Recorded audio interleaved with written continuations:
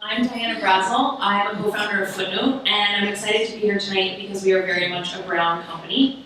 We've worked with a lot of scholars from Brown. A couple of our first customers are in Rhode Island, including a new center at Brown.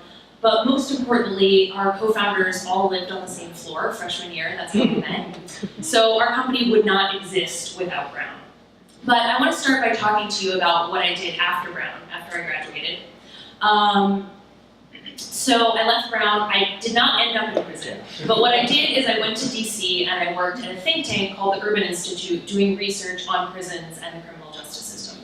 So I did actually go to a lot of prisons around the country doing research, including this one in Chicago. I'm guessing I've probably been in more correctional facilities than anyone here, although I can't say that for sure. I really loved this work. I thought the research we were doing was important, and I'll tell you why. Because the criminal justice system in our country is huge, and it's broken. 1 in 31 adults is currently either in prison, in jail, on parole, or on probation. And this costs billions of dollars a year. So the research we were doing was aimed at trying to understand how we can prevent people from ending up in prison, and also help them once they're out to get back on track so they don't end up back in prison. So I felt like the work we were doing was really important and had the potential to have a big impact, but I was really frustrated with the way that we were sharing it. It didn't feel like it was reaching the people who needed it. We would spend months and hundreds of thousands of dollars on a research project, and then at the end, it would turn into a 150-page report or a policy brief that was full of jargon and technical details. So the people who might actually need this information, a warden at a prison, a policymaker, a social service provider who works with people coming out of prison, they don't have time and they don't have the background knowledge to deal with a 150-page report. What I found is that my experience was really representative of a much broader problem in academia. If you're a scholar, there's a very clear path for how to share your research with other academics. But if you want to reach a broader audience of practitioners or the general public, it's like you come to the edge of a cliff and there's no clear system for how to do that. And this isn't just an issue for academics. I think this is really an inefficiency in our society.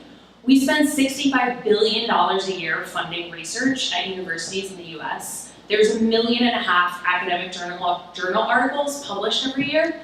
So there's a ton of knowledge, but it's locked behind paywalls and inaccessible language that people aren't able to access.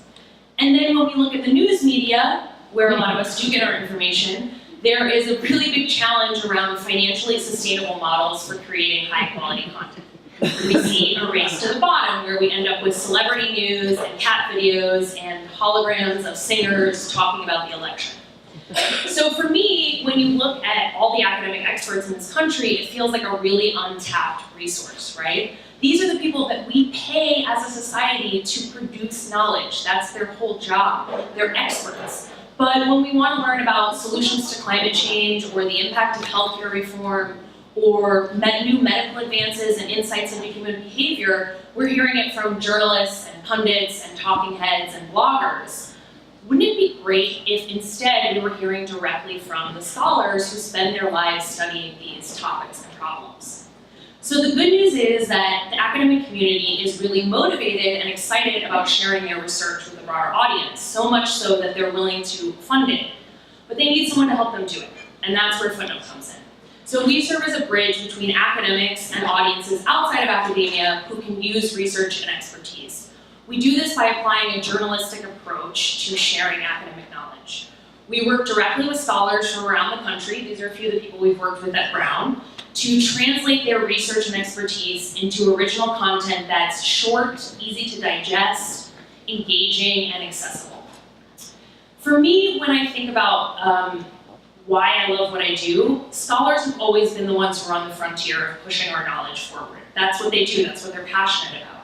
And when I think about where we're going to be in 50 years, whether we're going to figure out how to survive on this planet, politically or environmentally, scholars are going to be a big part of that. But in order for that to happen, we need an informed public. We need people who have more than just cat videos and celebrity gossip to find when they go looking for information. We need to help academics share their research so audiences outside of academia can take that and turn it into action. So we're Footnote. You can check out our site, footnote1.com. Follow us on Twitter or on Facebook at Footnote Media. Thank you very much.